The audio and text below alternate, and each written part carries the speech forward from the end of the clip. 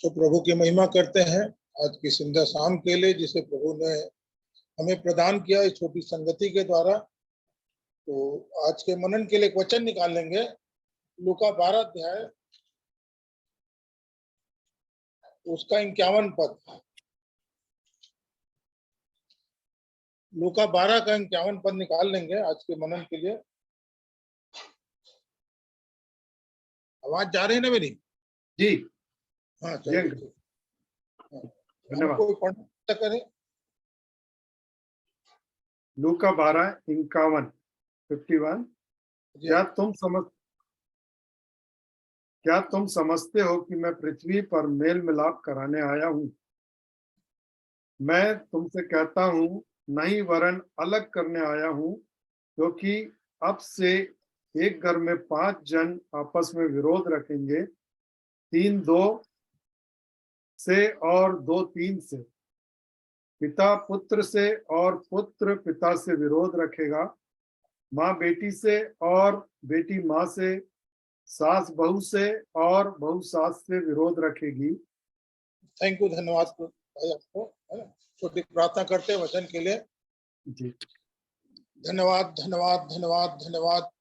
सारी आशीषों के देने वाले पिता परमेश्वर, मेरे उद्धारकर्ता, जीवन के स्वामी, कभी न बदलने वाले पवित्र प्रेमी प्रभु यीशु मसीह के नाम से आपके चरणों पास आते हैं आज की संध्या शाम के लिए, इस संगति में जोड़े जाने के लिए आपको धन्यवाद देते प्रभु। बहुत सारे विरोध, बहुत सारी परिस्थितियां हमारे जीवन में आती और हम इस संगति से अलग करती प्रभु, परंतु आपका प्यार जो आज भी हमारे जीवन के लिए बना हुआ है और आप चाहते प्रभु इस तरह सब संगति सहभागिता के द्वारा उन वचन की आशीषों को प्राप्त करके आपके नाम के महिमा कान बच सके। तो इस जितने भी मेरे भाई बहन इस संगति से जुड़े हुए हैं, एक एक के जीवन के लिए उस बड़ी आशीष को मैं आपसे मांगता प्रभु, आप दया करें।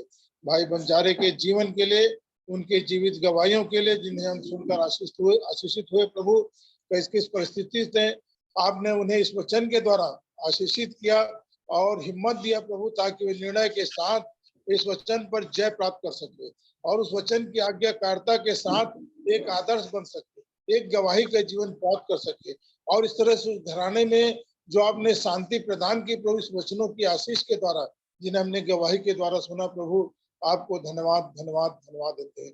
तो भाई के जीवन के लिए, बहन के पूरे घराने को हम प्रार्थना में उठाते प्रभु, आपका अद्भुत प्यार अब तक बना रहा, आगे भी जो भी विरोध उस घराने के लिए आया प्रभु, हम जानते प्रभु जो इस जीवन में चलते हैं उनके लिए सारी बातें अवश्य है प्रभु, इसलिए आपका पवित्र आत्मा उनकी सहायता करे, आपकी आत्मा के द्वारा उन सब बातों में जय प्राप्त करके और भी आपके नाम के महिमा के लिए एक जीवित गवाह बन सके। धन्यवाद देते प्रभु इस समय, इस जीवन के लिए, आपका वचन जो हमारे सामने रखा गया है, हम आपको धन्यवाद देते हैं। और आपका वचन कहता है मेरे वचन के खुलने से प्रकाश होता है, इसलिए हम सबों का जीवन इस वचन के द्वारा प्रकाशित होने पाए, बोलने में, सुनने में और समझने में आपका पवित्र आत्मा हमें से प्रत्येक की सहायता करने पाए। तो हमें से प्रत्येक के जीवन को, स्थिति, वातावरण को और जो भी ऑनलाइन सेवा का प्रबंध है प्रभु, सारे प्रबंधों को हम आप हाथ में सौंपते प्रभु। हर एक बाधा रुकावटों को यीशु के नाम से दूर करते हैं, ताकि बड़े स्वतंत्रता के साथ आपका वचन बोलने में, सुनने में और समझने में सहायता करने पाए। आपने हमारी प्रार्थनाओं को सुना प्रभु, मैं आपको धन्यवाद देता हूँ। सारी महिमा, सारी इज्जत आपको देते हुए दुआ मेरे उद्धार करता प्रभु यीशु मसीह के नाम से मांगता हूँ, सुनिए और ग्रहण करिए, आमीन आमीन। लूका 12:51 को हमने देखा। मेरा आवाज थोड़ा ठीक नहीं, क्योंकि इन दिनों में तबियत स्वास्थ्य ठीक नहीं चल रहा है, फीवर आ रहा है, फिर भी मैं प्रयास करता हूँ कि संगति से जुड़ूं, तो बातों ध्यान मत दीजिएगा। क्या तुम समझते हो कि मैं पृथ्वी पर मिलाप कराने आया हूँ? मैं तुमसे कहता हूँ नहीं, वरन अलग कराने के लिए आया हूँ। इसके साथ एक वचन हम और देखेंगे, मत्ती 10 अध्याय का 34 पद।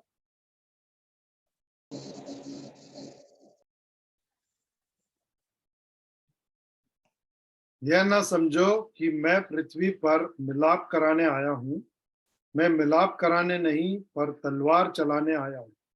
हाँ, इसको हम बाद में देखेंगे, परंतु एक मिले जुले बातों को देखते हुए वचन की आशीषों को आज की संदेशा में अपने जीवन के लिए देखेंगे। हमेशा हम पॉजिटिव बातों को लेके चलते हैं कि यीशु मसीह क्यों आया। यीशु मसीह हमें उद्धार देने आया, यीशु मसीह हमें शांति देने आया, यीशु मसीह हमें जीवन देने आया, यीशु मसीह पाप से छुड़ाने के लिए। बहुत सारी बातें जो आज हमारे जीवन में के लिए हम गवाही रखते चले जा रहे हैं। यहाँ हमारा क्या तुम समझते हो कि मैं पर और इसी वक्त को अगर हमने देखा मत्ती 10 अध्याय के 34 पद में, और वहां पे कहता है यह ना समझो, ये हमारी समझ है कि हम क्या समझते हैं, परंतु परमेश्वर का वचन हमें क्या समझाना चाहता है, क्या सिखाना चाहता है, क्या बतलाना चाहता है, इस वचन के द्वारा हम अपने जीवन की आशीषों को कैसे लें। यह ना समझो कि मैं पृथ्वी पर मिलाप, हमारी समझ अलग हो सकती है, परंतु परमेश्वर का वचन हमें किस बात को समझाता है। यदि हम थोड़ा सा और आगे बढ़े तो आगे बढ़ते हैं, वहां पे एक दृष्टांत जब यीशु मसीह ने अपने चेलों को एक बात को समझाना चाहा, वहां पे मत्ती 13 अध्याय के पहले पद से एक दृष्टांत को वहां पे रखा, और किनके सामने रखा?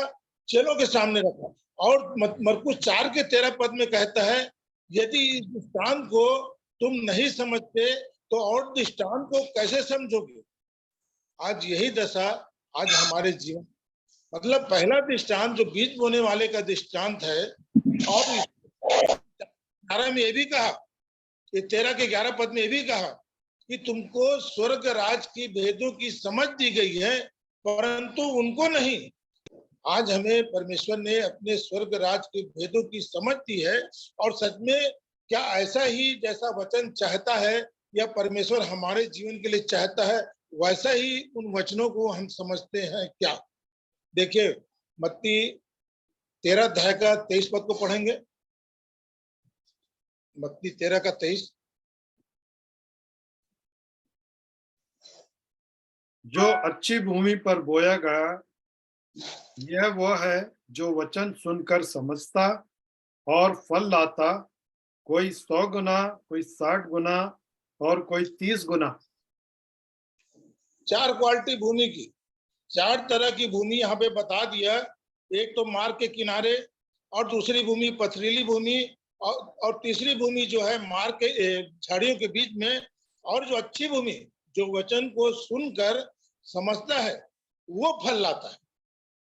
कोई 100 गुना, कोई 60 गुना, कोई 30 गुना।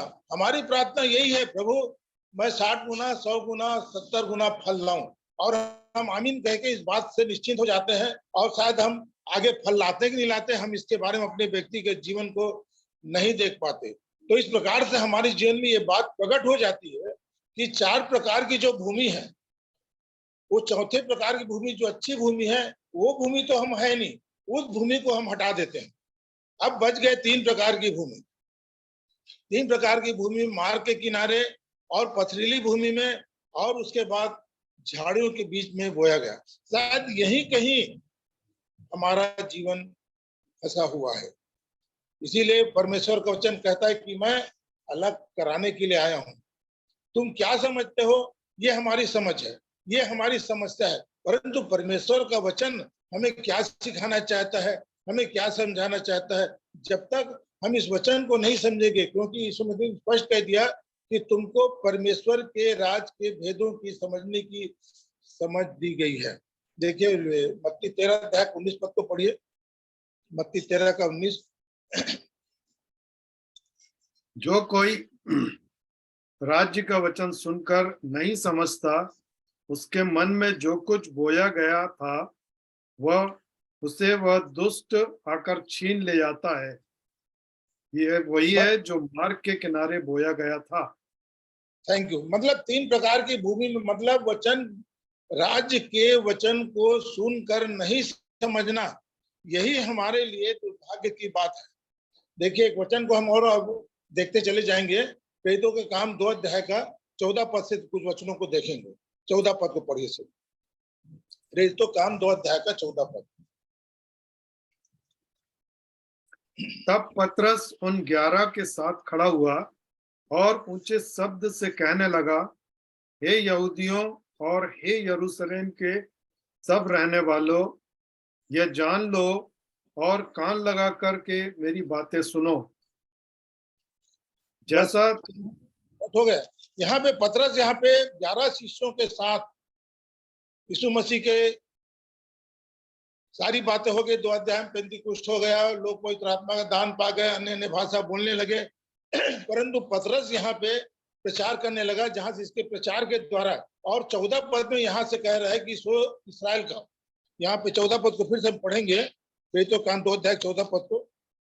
तब पतरस उन 11 के साथ खड़ा हुआ और ऊंचे शब्द से कहने लगा, हे यहूदियों और हे यरूशलेम के सब रहने वालों, यह जान लो और कान लगा करके मेरी बातें सुनो।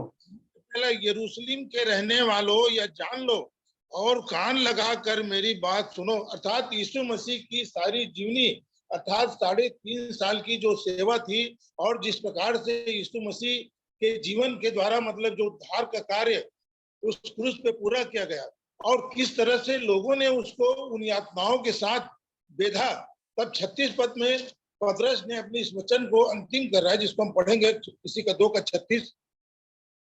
अतः अब इस्राएल का सारा घराना निश्चित रूप से जान ले कि परमेश्वर ने उसी यीशु को, जिसे तुमने क्रूस पर चढ़ाया, प्रभु भी ठहराया और मसीह भी।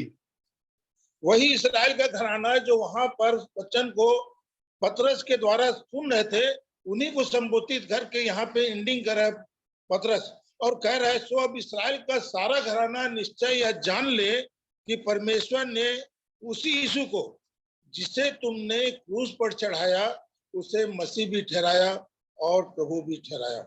ये वचन, परमेश्वर का वचन, जितने लोग वहां पे सुन रहे थे, और वचन आगे कहता है, तब सुनने वालों के, 37 पद कहता है, तब सुनने वालों के हृदय छिद गए। सच में इन वचनों के पढ़ने के बाद द्वारा, इन वचनों के सुनने के द्वारा क्या आज हमारे हृदय छिदते हैं? मतलब दुखित होना, पश्चाताप हो रहा, और आगे जैसा उन्होंने कहा कि हे भाइयों, हम क्या करें? तब पतरस ने कहा कि तुम में से हरेक अपने अपने पापों की क्षमा के लिए यीशु मसीह के नाम से बपतिस्मा ले, तो तुम पवित्र आत्मा का दान पाओगे। ये पत्र, और ये प्रारंभिक कलीसिया में सब बातें हुई, और आगे चल के अगर हम देखेंगे 40 पद में, 39 पद में, उसी दिन 3000 लोग बैप्टिज्म लिए। और आगे अगर 40 पद को देखें, तब यहाँ पे लिखा है, उसने बहुत और बातों से भी गवाही दे देकर समझाया कि अपने आप को इस टेढ़ी जाति से बचाओ, अर्थात इस पीढ़ी से, इस संसार के लोगों से, इस शरीर की इच्छा अभिलाषा से अपने आप को सेपरेट करो, बचाव करो, अलगाव करो। यीशु मसीह ने वहां पे हमने देखा, लूका 12:51 में, मैं पृथ्वी पर अलग कराने के लिए आया हूँ। हमारे जीवन में सेपरेशन, हमारे जीवन में अलगाव का जीवन आया कि नहीं? आज हम क्या करते हैं? वचन भी सुन रहे हैं, प्रार्थना भी कर रहे हैं, संगति भी जा रहे हैं, एक समझौतावादी जीवन को संसार के साथ और शरीर की इच्छा लालसाओं के साथ, उस समझौतावादी जीवन को हम जी रहे हैं, और इसलिए हमारे जीवन में फल नहीं लग रहे। एक फलवंत जीवन, प्रभु ने कहा फल लाओ, यूहन्ना 15 के 16 पद में, और वही फलवंत जीवन हमारे इस प्रकार से, मैं तुम्हें अलग कराने के लिए आया हूँ। तो भाई की गवाही तो पड़ोसियों के साथ थी, परंतु ये विरोध हमारे घरों से शुरू होता है। हमारा ये विरोध घरों से शुरू होता है, और किस तरह से घर में हमने देखा, पिता बहू बेटी से, और माँ बेटे से, और सास बहू से, किस तरह से अलगाव होते चले जाता है। जब प्रभु हमारे जीवन में आता है, तो उस प्रकार से एक अलगाव का जीवन हमारे जीवन में आना शुरू हो जाता है। यदि हमारे जीवन में अलगाव नहीं है, यदि हमारे जीवन में संघर्ष नहीं है, तो यदि हमारे जीवन में समस्याएं नहीं, यदि हमारे जीवन में परेशानी नहीं, तो एक वचन कहता है कि ये वे हैं जिनमें परिवर्तन नहीं। भजन संहिता 51 अध्याय के 19 पद में कहता है, ये वे हैं जिनमें अगर परिवर्तन हमारे जीवन में आएगा, अर्थात यीशु मसीह उद्धारकर्ता बन के जब मेरे जीवन में आएगा, तो विरोध शुरू हो जाएगा संसार। अच्छे रीति से मैं एक गवाही के रूप में बता रहा हूँ। जब हम बालकों में थे, और 20/3/85 को एक अकस्मात, मतलब हम जितने भाई वहां पे प्रभु की योजना में थे, भाई बहन सारे लोग, वो हॉस्पिटल के सामने वहां पे हम लोग मिल गए, और एक प्रभु का दास आया, और वहीं पे बैप्टिज्म की योजना बनी। और हमारे पास एक पुरानी धार्मिकता थी कि हमने बपतिस्मा लिया है, परंतु निरंतर वचन के प्रकाश में जो भाइयों के साथ हम सीख रहे थे, उसमें हमने इस बात को निर्णय ले लिया था कि हमें इस शारीरिक जीवन को अर्थात पुराने मनुष्यत्व को उस पानी रूपी कब्र में दफनाने की आवश्यकता है। और जब हमने उस निर्णय को लिया, और मेरे साथ मेरी पत्नी भाई हेम कुमार, उसकी पत्नी और हेमंत लाल उसकी पत्नी, और ऐसे करके हम लोग 12 भाई बहन हुए, और 12 लोग को जब बपतिस्मा लेके आए, उसके बाद वहां से विरोध शुरू हुआ। और विरोध कौन क्या मालूम है? क्रिश्चियन कमेटी चर्च के पास्टर भाई एच के पटेल, जो वहां के पास्टर थे, उन्होंने हमारा विरोध किया। और इतना ही विरोध नहीं किया कि वहां पे जाके हमें मतलब वो पास्टर कमेटी में हमारी पेशी कराई, और पेशी करा के उसका आंसर दो कह के उन्होंने कहा। प्रभु का धन्यवाद देता हूँ। तो थोड़ी सी बात थी मेरे जीवन के, जो कमेटी चर्च के द्वारा, उन ईसाइयों के द्वारा जो मेरे जीवन में विरोध आया, और प्रभु ने एक वचन दिया मरकुस 16 के अनुसार, जो विश्वास करे और बपतिस्मा ले उसी का उद्धार होगा। ये वचन को मैंने लिख के दे दिया। एक भाई तो जो था वो बोलने लगा कि भाई कलीसिया के सामने तुम्हें खड़े होकर माफी मांगना पड़ेगा। परंतु मेरे एक भाई था, भाई डीएच बर्जेस, उन्होंने कहा भाई इसके मसीह कोई मर्डर किए क्या जो खड़े होके कलीसिया के सामने माफी मांगेंगे? और इस तरह से बात आई गई। परंतु मेरे भाई एच के राम और हेमंत लाल और भाई मत्ती पेग, इनके जीवन में, और भाई सादिक कुमार, इनके जीवन में तो बहुत कठिन परिश्रम था। मतलब उन्हें चर्च के पीछे और जमीन में बैठाया जाता था, और उन्हें कोई मौका नहीं दिया जाता था, और इस तरह से उनको समय तक के लिए निंदित होने के लिए उनको वहां पर ठहरा हुए आके हमारा जो नाइट पर होता था, उसमें आके अपनी गवाहियों को रखते थे। और तब जब इस बात की गवाही को रखे, तो एक वचन में खोल के पढ़ाऊंगा, लूका 6:22 पर।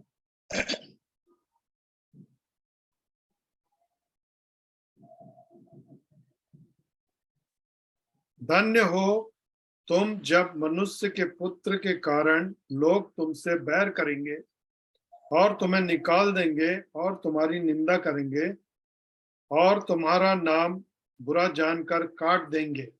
ये वचन भाई डेविड जब वहां पे रखे, भाई हेम कुमार अपनी गवाही के रखे, उसके बाद जब इस वचन को भाई डेविड उसमें रखे, तो मैं भी बहुत आनंदित हो गया। यदि ये बातें मेरे जीवन में नहीं है, संघर्ष नहीं है, सताव नहीं है और समस्या नहीं है, तो उसके बाद से ही प्रभु को धन्यवाद हो, भाई भी आनंदित हुए, हम जितने वहां नाइट पर बैठे हम सारे लोग आनंदित हुए। और उसके बाद धीरे धीरे हम लोगों ने प्लानिंग किया कि हमें किस तरह से उस कमेटी चर्च अपने आप को अलग करना है, और फिर हम अपनी आराधना धीरे धीरे करके अलग करने लगे।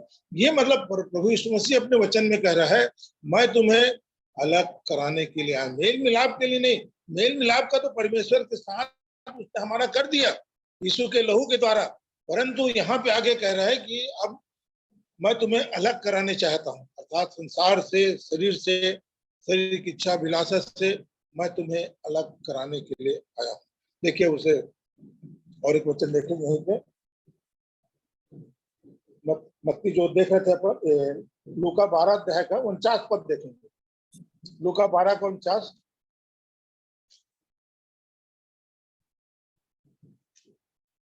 मैं पृथ्वी पर आग लगाने आया हूं और क्या चाहता हूं केवल यह कि अभी सुलग जाती। हाँ प्रभु धन्यवाद इस वचन के लिए। मैं पृथ्वी पर आग लगाने के लिए आया हूँ। देखिए कैसा एक वचन जो है, विचित्र वचन है, और इस वचन को सुन के हम डर जाएंगे। अरे यीशु मसीह ने आया, शांति देने आया, उद्धार देने आया, चंगाई देने आया, परंतु यहाँ पे कह रहे हैं मैं पृथ्वी पर आग लगाने के लिए आया हूँ। यीशु मसीह जब हमारे जीवन में आ जाएगा, तो आज हमारे जीवन में आग लग जाएगी यीशु मसीह के लिए। हमें अपने जीवन की दशा को देखने, क्योंकि ये वचन यूहन्ना 1 के अनुसार कहता है, आदि में वचन था और वचन परमेश्वर के साथ था और वचन परमेश्वर था। और 14 पद में कहता है यही वचन देहधारी हुआ। ये स्वयं प्रभु यीशु मसीह है। जब हमारे जीवन में आ रहा है, तो ये एक आग का काम हमारे जीवन में कर। और प्रारंभिक दिनों में ये सारी बातें मैंने अपने जीवन में देखा कि किस तरह से प्रभु के कार्य के लिए, प्रभु की सेवा के लिए, प्रचार करने के लिए मैं एकदम मतलब भरा रहता था। और वहां से जब मैं बलौदा बाजार भी आया बालकों से, तो यहाँ के जो पास्टर लोग थे, मतलब आराधना लेके, वो मेरे को मौका दिए और जब वचन को सुने तो बोले देखो, सोले सोले सोले। अब मैं समझता नहीं था, मैं अपने धुन में जो प्रभु भर के रखा था उस वचन को बोलते ही जाता था, परंतु प्रभु दास मेरे लिए सोले है, ये सोले है, सोले ऐसा बोलता था, ये आग लगा रहा है, ये आग लगा है। और धीरे धीरे आग लगा भी, बाद में धीरे धीरे बड़ौदा बाजार में आग लगा भी, और जो पहले की स्थिति थी आज कोई स्थिति नहीं है।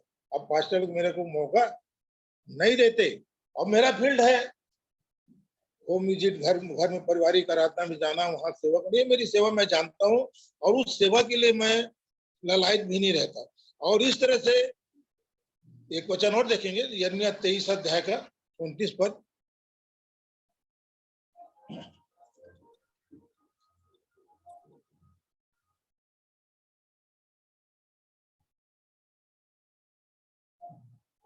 यहोवा की यह वाणी, यहोवा की यह भी वाणी है, क्या मेरा वचन आग सा नहीं, फिर क्या वह ऐसा हथौड़ा नहीं जो पत्थर को फोड़ डाले। हाँ, परमेश्वर का वचन आग है, वो हमारे जीवन के हर एक गंतव्यों को जलाकर राख कर देता है।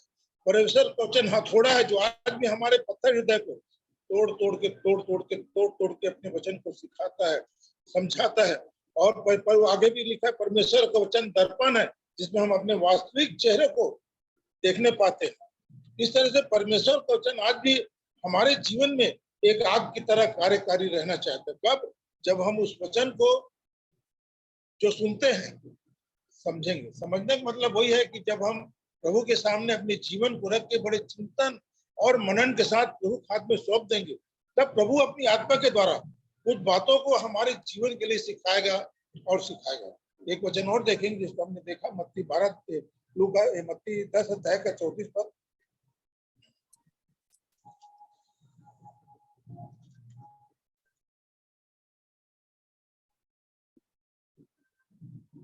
यह न समझो कि मैं पृथ्वी पर मिलाप कराने आया हूँ, मैं मिलाप कराने नहीं पर तलवार चलाने आया हूँ। हाँ, परमेश्वर का वचन कह रहा है कि मैं मिलाप कराने नहीं, परंतु तलवार चलाने नहीं, तलवार चलवाने के लिए आया हूँ। और सबसे पहले बात में इस वचन के अनुसार अपने जीवन की दशा को देखें। तलवार का काम क्या है? हम तलवार का उपयोग कब करते हैं? मत्ती 5 अध्याय का 17 पद में भी लिखा है कि आत्मा, 6 अध्याय का 17 पद में कि आत्मा की तलवार ले लो। तो कब एक मनुष्य को कब तलवार की आवश्यकता पड़ती है?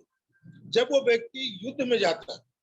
तो युद्ध में जाने से पहले वो तलवार हमारे जीवन की, हम क्यों चलाते तलवार? सबसे पहली बात अगर जो मैंने सीखा है वो है हमारे आत्मरक्षा के लिए। क्योंकि जब जब हम तलवार से सोचेंगे कोई मरे तो गया वो, क्योंकि पतरस ने ही काम किया था।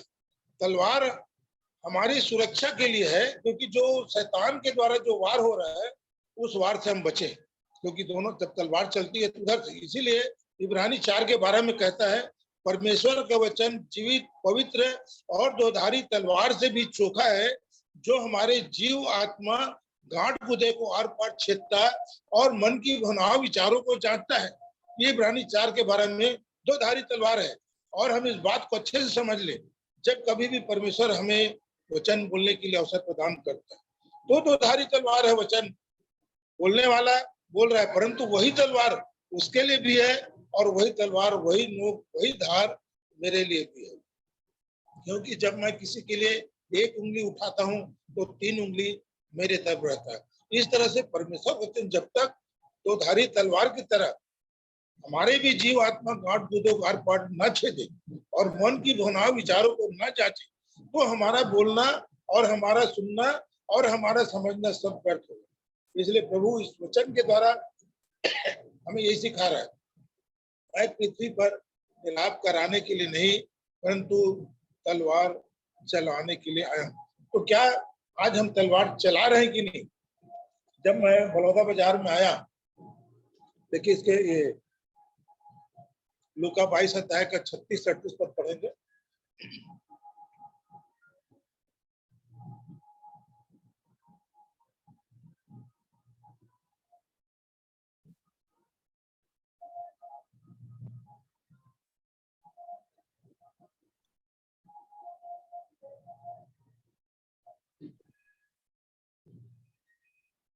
उसने उनसे कहा, परंतु अब जिसके पास बटुआ हो वह उसे ले ले, और वैसे ही झोली भी। और जिसके पास तलवार ना हो वह अपने कपड़े बेचकर एक मोल ले ले। और आगे 38 तक पढ़ लीजिए। क्योंकि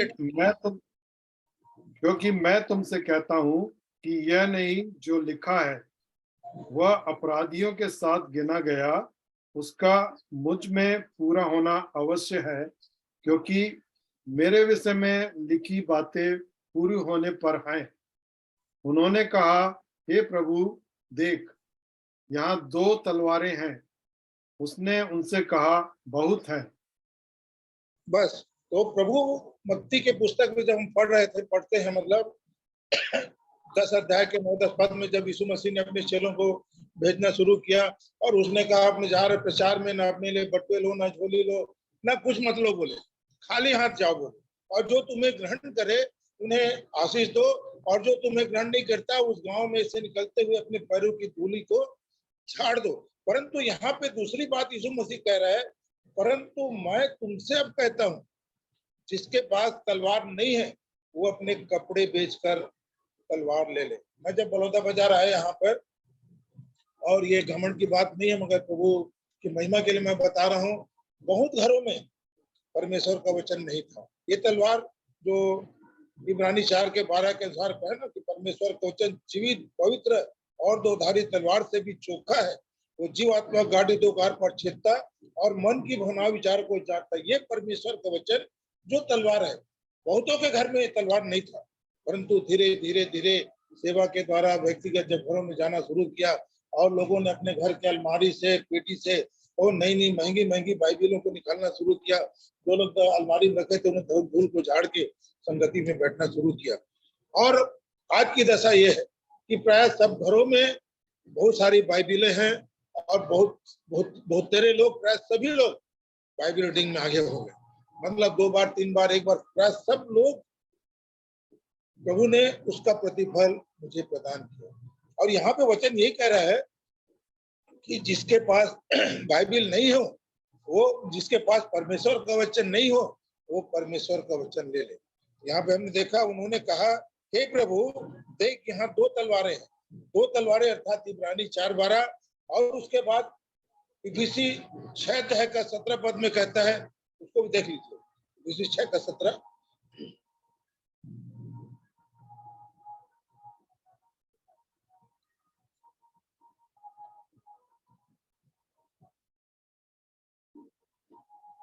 और उद्धार का टोप और आत्मा की तलवार जो परमेश्वर का वचन है ले लो। हाँ, उद्धार का टोप और आत्मा की तलवार। आत्मा की तलवार, देखिए हम सीधा बोल रहे हैं, मतलब मानुषिक ज्ञान से, मानुषिक विचार से, परंतु परमेश्वर का आत्मा जिन बातों को हमें बुला रहा है, आत्मा की तलवार। और अवश्य ये वचन हरेक के जीवन में तब कार्यकारी होगा। लोग सुनेंगे, लोग समझेंगे, लोगों के हृदय जीतेंगे और लोग पश्चाताप करके कहेंगे, हे भाइयों हम क्या करें। दरोगा ने भी कहा, हे भाइयों हम क्या करें। और उसने कहा, पौलुस ने कहा कि यीशु मसीह पे विश्वास कर तो तू और तेरा सारा घराना उद्धार पाएगा। और इस बात की गवाही मेरे जीवन में है, जब मैंने विश्वास किया और 10 दिन के बाद मेरी पत्नी ने भी प्रभु यीशु मसीह को अपना उद्धारकर्ता मान के ग्रहण किया। बहुत निगेटिव विचार थे उसके पास, परंतु सारी बातों को परमेश्वर ने हमारे जीवन में पॉजिटिव करते करते करते यहाँ तक जीवन में हमें प्रभु ने पहुंचाया। अभी 14 मई को हम लोगों ने 50 साल का वो उसको मनाया, मतलब क्या अंग्रेजी में क्या बोलते हैं मेरे मालूम नहीं, एनिवर्सरी तो हम लोगों ने मनाया। और शादी का वर्षगांठ 50 साल पूरा करने का, उसको हम लोगों ने मनाया। और इस तरह प्रभु ने बहुत सारे अनुभव को हमारे जीवन में दिया। तो यहाँ पे जो बात लिखी है कि मैं तलवार चलवाने के लिए आया, तो प्रभु आज हमारे जीवन के द्वारा हमें खड़ा करके वो तलवार चलवाना चाहता है, अर्थात परमेश्वर के वचन को। हम लोग क्या सोचते हैं, हमें प्रभु ने बचा लिया, प्रभु ने हमें जीवन दे दिया, हम संगति से जुड़े हुए हैं, हमारे लिए प्रार्थनाएं हो रही है, हम ये सब संगति में जुड़ जाते हैं। सारी बातें ठीक है, परंतु प्रभु हमसे इस वचन रूपी तलवार को हमारे जीवन से चलवाना चाहता है। जो जब तक हम तलवार नहीं चलाएंगे तो वो तलवार हमें भी नहीं छेदेगा। हम चुपचाप रहेंगे तो तलवार हमें भी नहीं छेदेगा। अगर तलवार हम चला रहे हैं तो बोलने वाले के लिए भी है और सुनने वाले के लिए, इसलिए दोनों तरफ ये दोधारी तलवार हमें छेदता और बेचता है। तब मनुष्य पश्चाताप करके मन फिरा के उद्धार को प्राप्त करता है। और एक वचन और देखेंगे हम यहाँ पे, मत्ती 5 अध्याय का 17 पद, 17 और 18।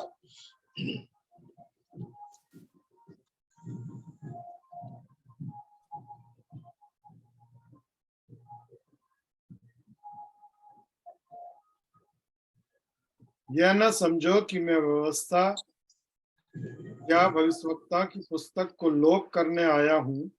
लोप करने नहीं परंतु पूरा करने आया हूँ। क्योंकि मैं तुमसे सच कहता हूँ कि जब तक आकाश और पृथ्वी टल ना जाए तब तक व्यवस्था की एक मात्रा या एक बिंदु भी बिना पूरे हुए नहीं टलेगा। इसको प्रभु को धन्यवाद देते इस वचन के लिए। मैं व्यवस्था को आगे लिखा है, तुम क्या समझते हो। शायद हमारी समझ कुछ हो, परंतु कहता है तुम क्या समझते हो कि मैं व्यवस्था की पुस्तक को, व्यवस्था की बातों को लोप करने नहीं परंतु पूरा करने के आया। प्रभु यीशु मसीह ने हमारे जीवन के लिए उस व्यवस्था को पूरा किया और सिर्फ आज हमें भी अपने जीवन के लिए यीशु मसीह को पूरा करने की आवश्यकता है। जिसने व्यवस्था को पूरा किया उसे अगर यदि हम अपने जीवन में ले लेते हैं तो सारी व्यवस्था हमारे जीवन में पूरा हो जाता है।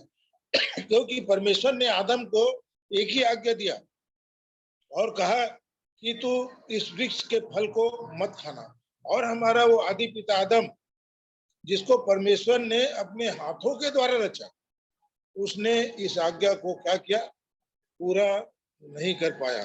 फिर आगे चल के परमेश्वर ने अपनी प्रजा को मिस्र देश से छुड़ा के उनके आगे 10 आज्ञा रख दिया मूसा के सामने। तो कैसे होगा संभव जब आदम ने एक आज्ञा को नहीं माना जिसे परमेश्वर ने आदम को बनाया, उस आदम ने परमेश्वर की एक आज्ञा को नहीं माना, तो इस्राएली कैसे 10 आज्ञा को माने। इसलिए प्रभु यीशु मसीह ने उस सारी व्यवस्था को अपनी देह में पूरा करके हमारे लिए एक ही आज्ञा रखा है। प्रेरितों 16 अध्याय का 17 पद हुआ करें।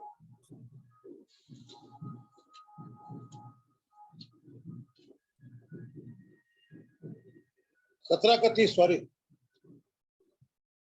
प्रेरितों 17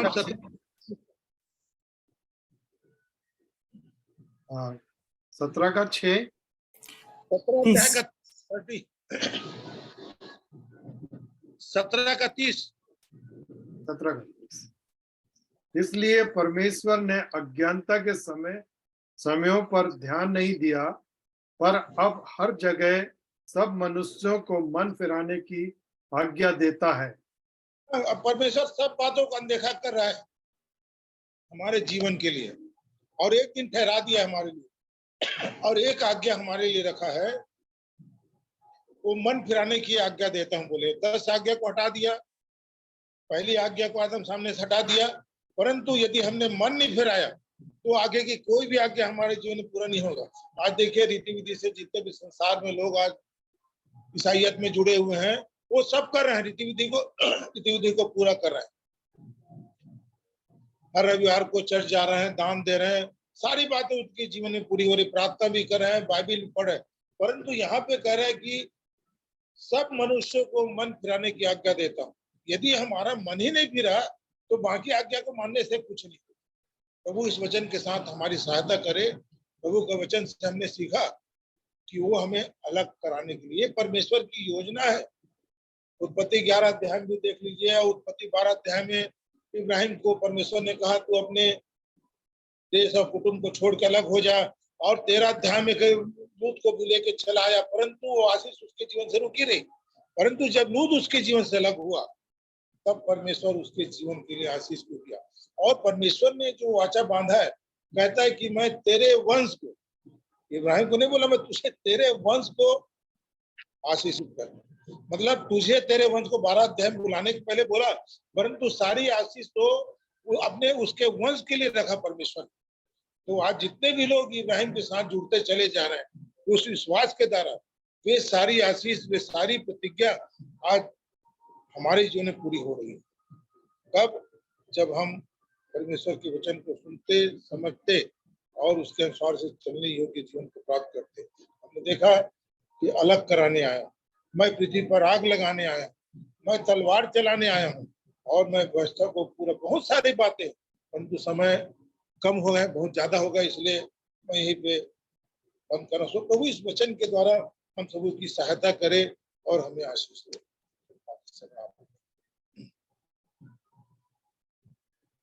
परमेश्वर का धन्यवाद हो सुंदर अद्भुत वचन के लिए, जो हमारे लिए आज हमारी शिक्षा और चेतावनियों को बन के आया। मेरे प्रियो, लगातार हम अपने जीवन को इसमें वचनों के द्वारा जांचें, और सच में हम बहुत भाग्यशाली लोग हैं मेरे प्रियो की इतने अद्भुत अद्भुत वचन हमारे सामने रखे जाते हैं और मेरे सामने रखे जाते हैं। और लगातार मुझे अपने जीवन को, और हम सभी लोग अपने अपने जीवन को जांचे मेरे प्रियो। प्रभु का धन्यवाद, आज ये वचन से हम सभी लोग आशीषित हुए हैं मेरे प्रियो। आइए हम आगे के इसमें जाएंगे। सुनीता सिस्टर से निवेदन करूंगा कि प्रार्थना में करें।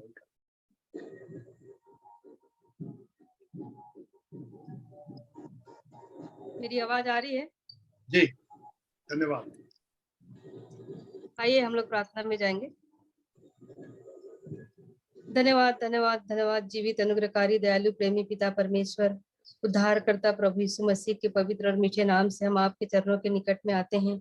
आपको हम हृदय से धन्यवाद और धन्यवाद देते हैं पिता, आज के इस दिन के लिए। प्रभु जी, हम प्रत्येक के जीवन में आपने इस नए दिन को जोड़ा है, हमें भला चंगा जीवित रखा है पिता, इसके लिए हम आपका हृदय से धन्यवाद करते हैं। और इस संध्या की बेला में प्रभु जी, सुंदर अवसर हमारे जीवन में आपने प्रदान किया पिता, कि आपकी सुंदर संगति में प्रभु जी हम सहभागी हो पाए हैं, इसके लिए हम आपका हृदय से धन्यवाद करते हैं प्यारे प्रभु जी। सचमुच में ये अवसर हमारे जीवन में आप प्रतिदिन हमारे लिए आप दे रहे हैं प्यारे प्रभु जी, और आप अपने वचनों से प्यारे पिता हमें प्रभु जी हर दिन प्रभु जी उन बातों को पिता, हमारे जीवन के लिए जो आवश्यकता है उन बातों को आप हमें प्रकट कर रहे हैं, इसके लिए हम आपका हृदय से धन्यवाद करते हैं पिता। सच में आज के गवाहियों के लिए, वचनों के लिए प्रभु जी आपने जो हमें दिए हैं प्यारे प्रभु जी, उनके लिए हम आपका हृदय से धन्यवाद करते हैं प्रभु जी। धन्यवाद देते हैं मसीह अंकल के लिए भी प्रभु जी, जबकि उन्होंने पिता, उनके द्वारा प्रभु जी आपने हम तक वचन को पहुंचाया है प्यारे प्रभु जी, कि सच में प्रभु जी ये जो दर्पण रूपी जो वचन है प्यारे प्रभु जी, जो हथौड़ा की तरह है प्यारे प्रभु जी, हमारे हृदयों को जो तोड़ता है प्यारे प्रभु जी, ये वचन प्यारे प्रभु जी जो तलवार के समान है प्यारे प्रभु जी, होने दीजिए पिता, ये जो उद्धार का जो टोप के समान जो वचन है पिता, हम उसे ग्रहण करने वाले हो सके। और आज के दिन में प्यारे प्रभु जी, जबकि आपने कहा है कि हम अपने मनों को फिरा सकें, ये आज्ञा आपने हमें दी है प्यारे प्रभु जी, यदि हम मन को नहीं फिराते हैं तो हम बाकी सब आज्ञाओं को भी हम नहीं मान पाएंगे प्यारे पिता।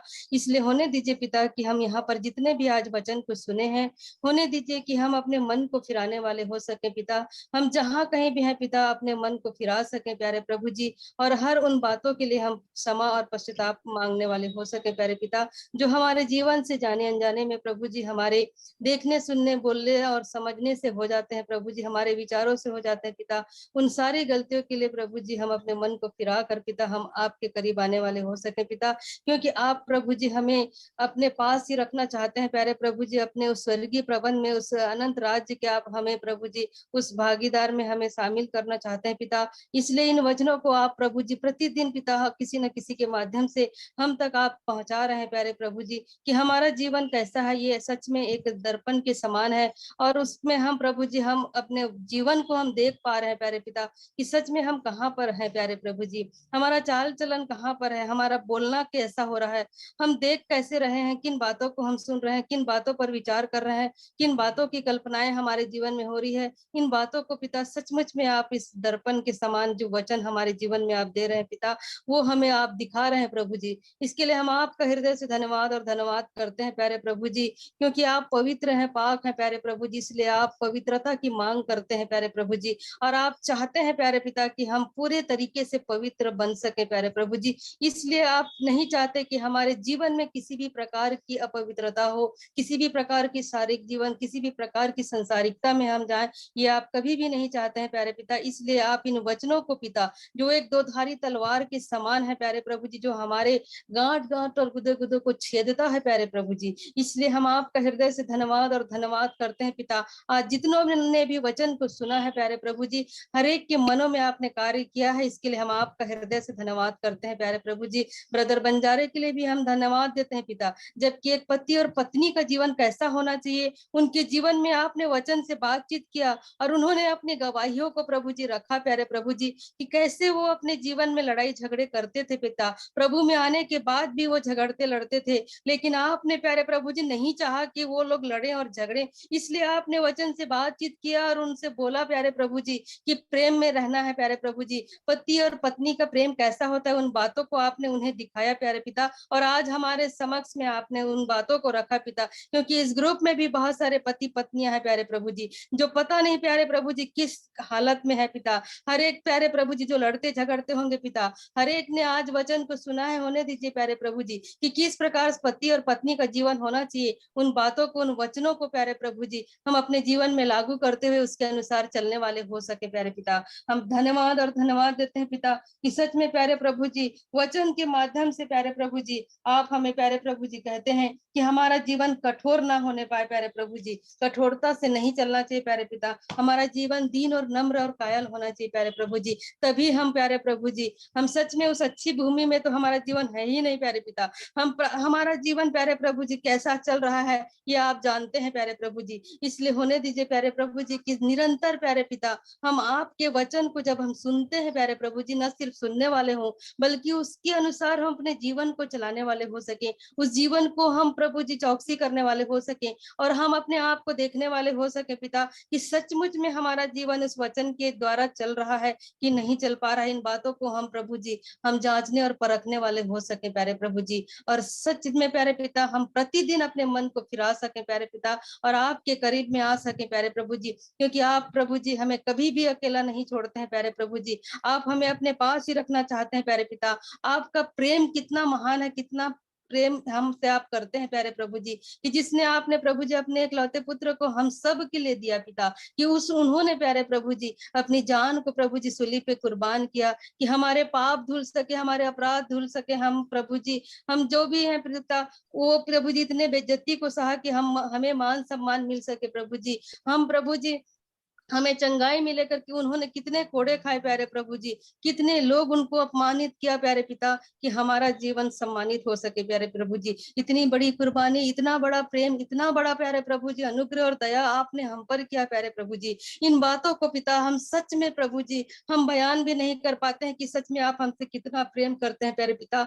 हमारे संसारिक माता पिता भाई बहन हमें सब छोड़ जाते हैं पिता, लेकिन आप कभी भी हमें अकेला नहीं छोड़ते हैं प्यारे प्रभु जी। आप प्यारे प्रभु जी हमें अपने करीब रखना चाहते हैं पिता, अपने बाहों में आप हमें लेना चाहते हैं प्यारे प्रभु जी। आप हमसे प्यार इतना करते हैं पिता, इसके लिए हम आपका हृदय से धन्यवाद करते हैं कि इन वचनों के माध्यम से प्यारे प्रभु जी हमें प्रभु जी एक अच्छा बर्तन, एक अच्छा पात्र बना रहे हैं प्यारे प्रभु जी, ताकि हम जहां कहीं भी जाएं पिता, आपके इस वचन रूपी जो तलवार है पिता, हम उसको प्रभु जी दूसरों तक भी हम देने वाले हो सके प्यारे प्रभु जी। हम प्रार्थना करते हैं पिता और धन्यवाद देते हैं पिता, आज के वचन से हमारा हृदय छिदा है प्यारे प्रभु जी। आज के वचन ने प्रभु जी हमसे बातचीत किया है पिता, आज के वचन से प्यारे प्रभु जी हम बहुत सारी आशीषों को पाए हैं प्यारे प्रभु जी। इन वचन को प्यारे प्रभु जी सच में हम ना सुनकर सुनने वाले ही नहीं प्रभु जी, उसके अनुसार पिता हम अपने आप को देखें और जांचें पिता कि सच में हम प्रभु जी हम पति पत्नी होकर हम कैसे रहते हैं घर में, हम प्रभु जी अपने बच्चों के साथ कैसा व्यवहार है, इन बातों को सच में हम देखने वाले हो सके। हम अपने कार्य क्षेत्र में हमारे कार्यकर्ताओं के बीच में हमारा उठना बैठना कैसा हो रहा है, इन बातों को सच में प्रभु जी हम जांचने और परखने वाले हो सके कि हम आपकी दृष्टि में आपकी आज्ञा के अनुसार हम चल पा रहे हैं कि नहीं चल पा रहे हैं प्यारे प्रभु जी। इन बातों को सच में प्रभु जी आप आईने की तरह हमारे जीवन में दिखा रहे हैं, इसके लिए हम आपका हृदय से धन्यवाद देते हैं। इस ग्रुप में जितने भी लोग जुड़े हैं प्यारे प्रभु जी, हर एक के जीवनों को आप आशीर्वादित करें प्यारे प्रभु जी, हर एक के जीवन के हर गलती पाप अपराध को आप क्षमा करें प्यारे प्रभु जी, हर एक के जीवन की परेशानी चिंताओं को आप दूर करें प्यारे प्रभु जी, हर एक के जीवन को प्यारे प्रभु जी उस अंधकार से प्रभु जी आप छुड़ाए हैं प्यारे पिता, और एक ज्योति की तरह आप लेके जा रहे हैं पिता, उस अनंत राज्य में हमें ले जा रहे हैं। इसके लिए हम आपका हृदय से धन्यवाद और धन्यवाद करते हैं प्यारे प्रभु जी। हम प्रार्थना करते हैं प्यारे प्रभु जी, जितने भी प्रार्थना निवेदन इस ग्रुप में दिए गए हैं, हर एक प्रार्थना निवेदन विनती को आपके हाथों में हम सौंपते हैं प्यारे प्रभु जी। हर एक को आप प्यारे प्रभु जी, हर प्रार्थना निवेदन को आप सुन रहे हैं पिता, और प्रभु जी एक समय के तहत प्रभु जी उसका जवाब भी आप हमें दे रहे हैं। इसके लिए हम आपका हृदय से धन्यवाद और धन्यवाद करते हैं प्यारे प्रभु जी। ब्रदर बंजारे के लिए भी हम प्रार्थना करते हैं, जिस गांव में रहते हैं प्यारे प्रभु जी, जो भी कठिनाइयों का, जो भी सतावा का सामना वो कर रहे हैं प्यारे पिता, उन्हें हिम्मत दीजिए, साहस दीजिए, बल दीजिए पिता। वचन से बोलिए, बातचीत करिए, उन्हें ढाढ़स और हिम्मत दीजिए पिता। उनका मन कच्चा ना होने पाए प्यारे प्रभु जी। जबकि प्यारे प्रभु जी गांव के लोग उनको निकाल दिए गए हैं प्यारे प्रभु जी, लेकिन फिर भी प्यारे प्रभु जी वो आप में अडिग हैं, आपके विश्वास में स्थिर है पिता। हम आपका हृदय से धन्यवाद करते हैं पिता। उनका विश्वास कभी भी कमजोर ना होने पाए प्यारे प्रभु जी। वो जहां भी रहते हैं पिता, उन्हें और भी आप इस्तेमाल करें कि उनके जरिए से और भी लोग आपके वचन को जान सकें प्यारे पिता। और भी जहां भी लोग प्यारे प्रभु जी, इन दिनों में काफी जगह पर प्यारे प्रभु जी लोगों को सताया जा रहा है प्यारे पिता, हम प्रार्थना करते हैं प्यारे प्रभु जी, उन सताने वाले लोगों के मनों को आप दीन और नम्र करें प्यारे प्रभु जी। उनके मनों को आप बदले प्यारे प्रभु जी, ताकि वो लोग भी आपके नाम को जान सके पिता, उस सच्चाई को जानने पाए प्यारे प्रभु जी, और उनका भी जीवन बचने पाए प्यारे पिता। और जिनके ऊपर सतावा हो रहा है पिता, उन्हें हिम्मत और साहस दीजिए पिता, ताकि वो भी प्यारे प्रभु जी कभी भी प्रभु जी विश्वास में कमजोर ना होने पाए, बल्कि वो और भी स्थिर होकर प्रभु जी आपके वचन को प्रचार करने वाले हो सके प्यारे प्रभु जी। हम सबको पिता आप तैयार कर रहे हैं पिता, इसके लिए हम आपका हृदय से धन्यवाद करते हैं प्यारे प्रभु जी। होने दीजिए पिता, हम जहां भी जाते हैं पिता, हम लोगों को आपका वचन बता सकें, उस सच्चाई को बताने वाले हो सके पिता, इस तलवार रूपी वचन को बता सकें प्यारे प्रभु जी, ताकि प्यारे प्रभु जी हर एक का जीवन प्यारे प्रभु जी बचने पाए प्यारे प्रभु जी, और आपके उस अनंत राज्य के भागीदार होने पाए प्यारे पिता। ताकि जब आपका दूसरा आगमन हो प्यारे प्रभु जी, जब आप बादलों पर आए प्यारे प्रभु जी, हर एक लोग आपके साथ जाने पाए प्यारे प्रभु जी। ऐसी हम आपसे आशीष और अगुवाई चाहते हैं प्यारे प्रभु जी। इस रात की बेला में प्यारे प्रभु जी, हम प्रत्येक को पिता आप संभाला है, यहाँ तक लाया है, और वचन को हम सुने हैं पिता, उस पर हम मनन करते हुए प्रभु जी आगे के समय में पिता हर बातों में आप हमारी अगुवाई और मदद करें प्रभु जी, ताकि प्रभु जी हम जब इस वचन को सुन रहे हैं पिता, हम आने वाले दिनों में इसकी गवाही दे सके पिता, एक गवाह बन सके प्यारे प्रभु जी। हर एक के मनों को आप इस योग्य बनाए प्यारे प्रभु जी, ताकि प्यारे प्रभु जी हम और भी इस वचन के माध्यम से और भी हम मजबूत होते जाएं, और आपके आत्मिक बातों में आगे बढ़ने वाले हो सके पिता। सारी बातों के लिए हम आपका हृदय से धन्यवाद करते हुए, अब हर एक बातों में प्रभु जी आपको आदर मान सम्मान देते हुए, इस प्रार्थना को प्रभु जी उद्धारकर्ता मसीह यीशु के नाम से मांग लेते हैं, आमीन। आमीन। आमीन।